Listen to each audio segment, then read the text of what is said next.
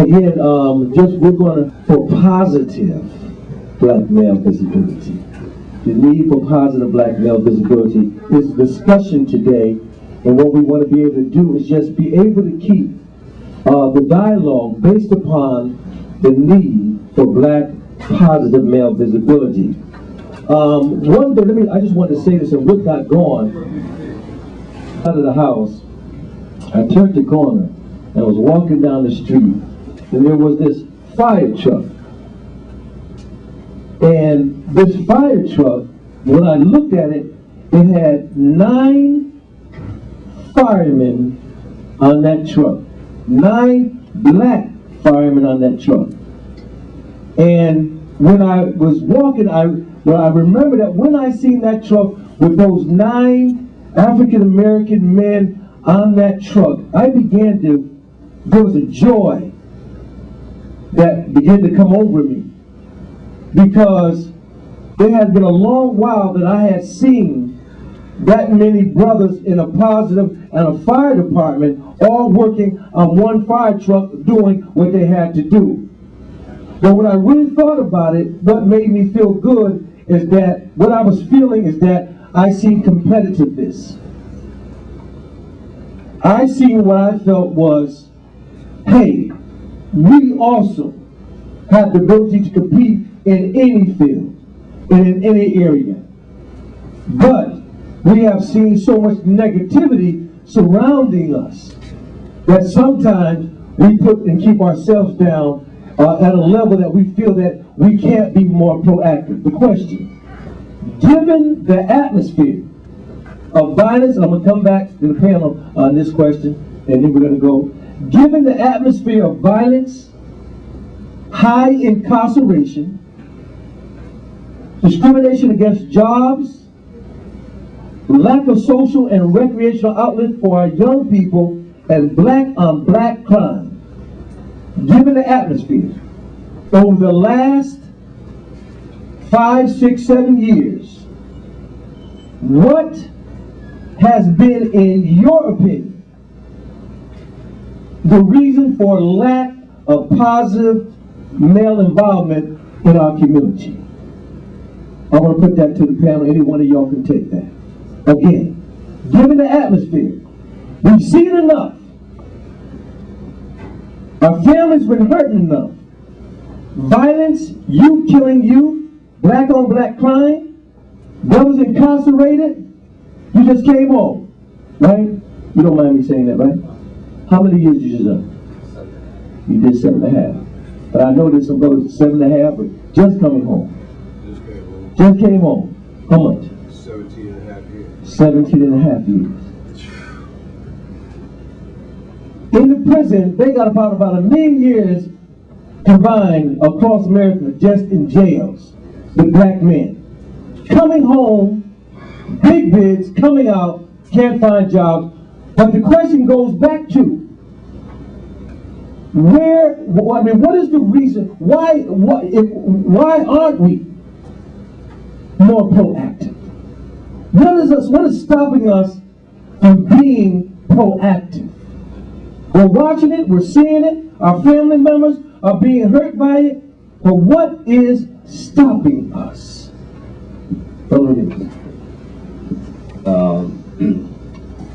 Direct correlation with our experience throughout history and the simple word of fear. We're fearful. We're fearful to challenge a system that has had their foot on our neck for so many years.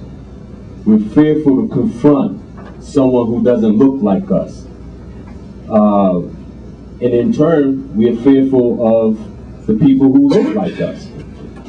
One of the things that I've found in my own experience is that when brothers, and maybe some sisters, but more so brothers, when they come out of the projects or the hood or the neighborhood that is predominantly black, they go to school, maybe on an athletic scholarship or maybe even on an academic scholarship, they get a good degree.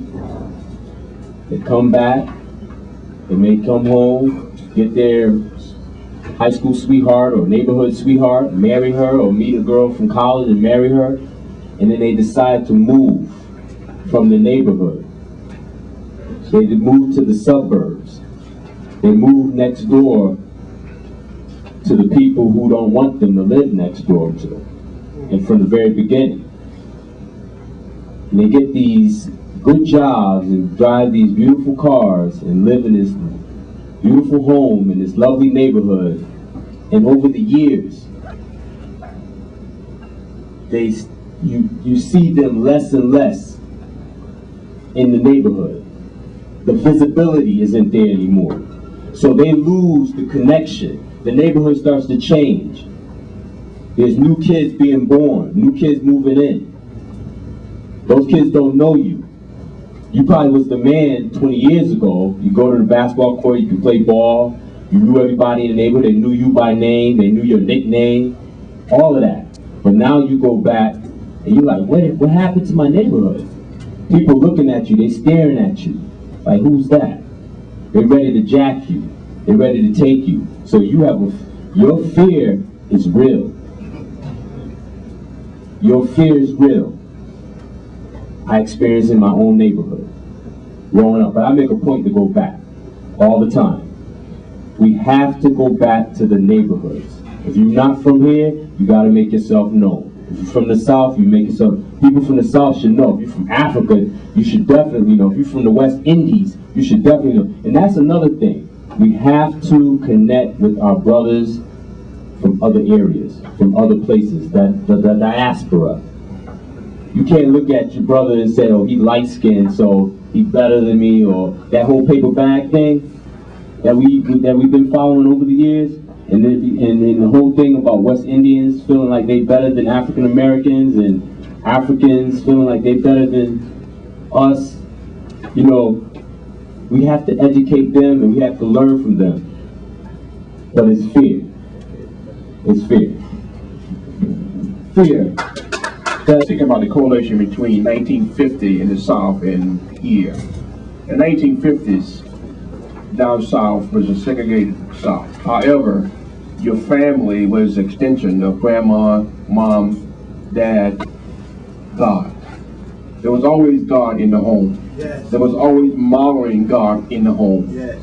So somewhere along the line between the 50s and here, we have lost the love of our Creator. I really believe there's a correlation between what we see and what we hear and what we do. In our, as I said earlier, in our immediate home, if we see dad hugging mom, talking to mom, not cursing mom out, that translates into what we will do later on. I really believe there's a correlation between a lack of parenting, for whatever reason, should external forces. I'm not saying a mother can't rear her kids in the best interest to make them more productive, but it takes two, it's better, a mom and a dad, to have that youngster grow up in the home. So I really believe that somewhere along the line, we have lost our respect for our Creator God.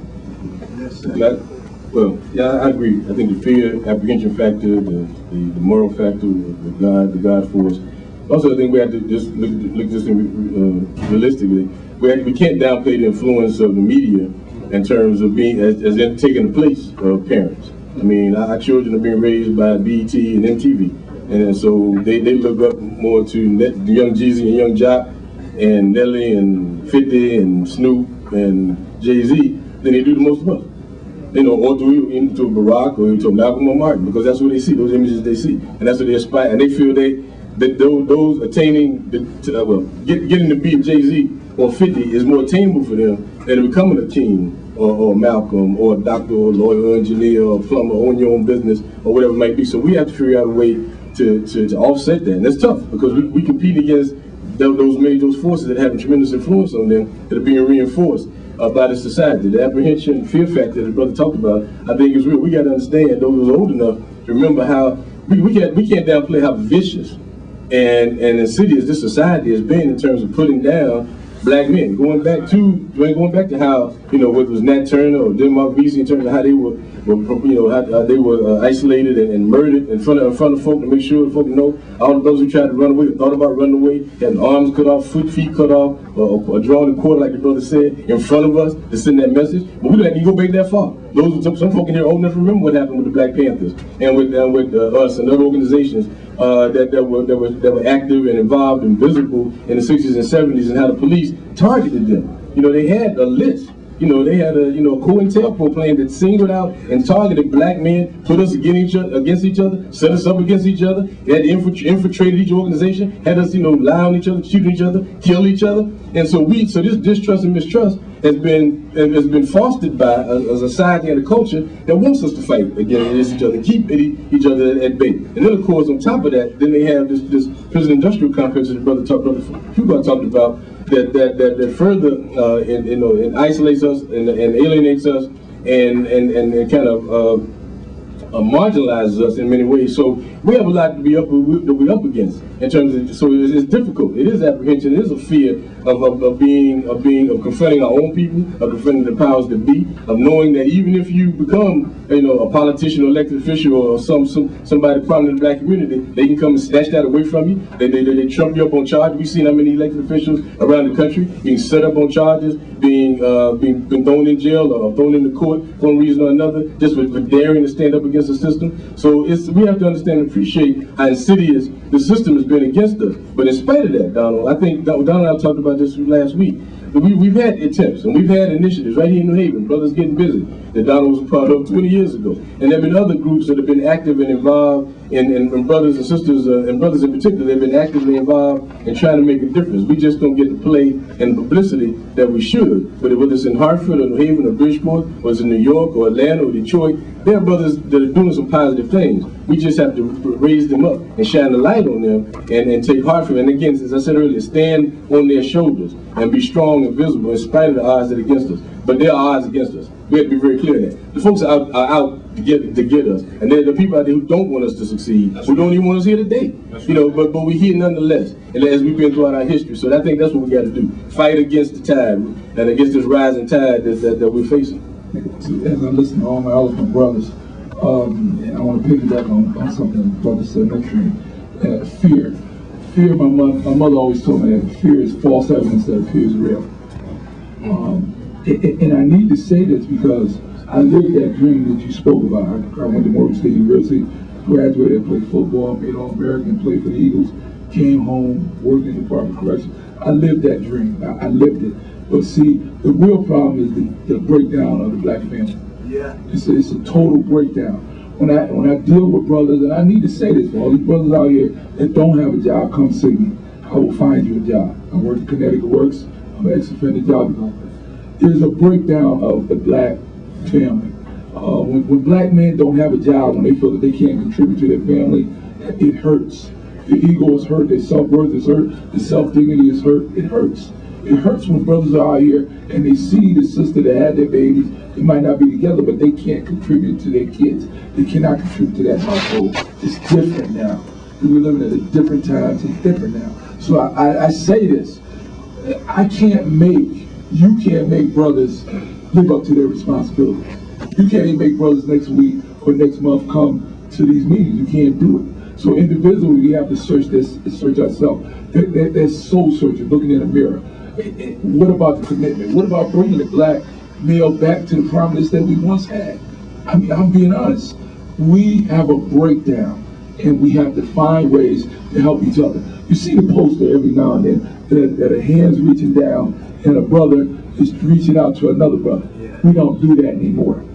We see a brother down, and how many times do we drive by him? We see a brother down, he asks for $1, and you say in your mind, why don't you go get a job? How many times have we done that? We don't help each other. If we come about the process of helping each other, we'll see a lot of change. We will. And I need to say this. I graduated from high school in 1979 with 258 students. 50 are living today. 75% of my graduating high school class is dead. I have never had a class reunion. A 5th, a 10th, a 25th, a 27th. I have never had a class reunion. They're all dead. It has to do with our choices. the choices that we make affect us in the short term and in the long term. It really does. The choice that we make for ourselves, the choice that we make for our kids, the choice we make for our jobs, it affects us. And I'm speaking to black men. It affects us. So as we go about the process of trying to help each other, we go about the process of trying to put dysfunctional families back together. We go about the process of trying to find simple things, trying to find a brother a job so that he can increase himself, so that he can help his family. Those are real. Those are tangible things, short-term goals that we can do. See, in the long term, putting the family back together, that's a long term. It really is a long term, because it's some sisters out here that are really upset. There's some sisters out here that are not going to deal with some of the brothers, they burn their bridges. It's just that simple. So we have to build the family. We build a family, we build a brother, we build a nation. If we can do that, then we see all this come back. Brothers, we're looking for commitment. We're looking for committed brothers. We're not looking for talk anymore. Now, at the inside there, we can't talk no more. We can't. We just don't know what we're going to do, or what we have to do, or what we're going to try to do. We have to do it. And as I stand on the shoulders of all these brothers and all the older brothers, and one thing I did when I started, I didn't give all of you accolades. I didn't give all of you respect. Forgive me. All you brothers that have traveled or been in the struggle way before I got here, I give you all the praise and all the honor, because on your shoulders, if it wasn't for you, it would never be us. That's right. If it wasn't for you, we would never have the things that we have now. And young brothers, I need to say this to you. Take education seriously. Take it seriously. When Connecticut could cut an education budget from $691 million down to $190 million to go around the state and nobody says nothing about it, and we build more prisons, and nobody says anything about it, then something's wrong. We need to be in those rooms. We need to be in those coalitions. We need to be a difference maker. We need advocates. We need to stop playing and be where the money is. Because where the money is, it's going to affect us in the long run. Thank you again for listening.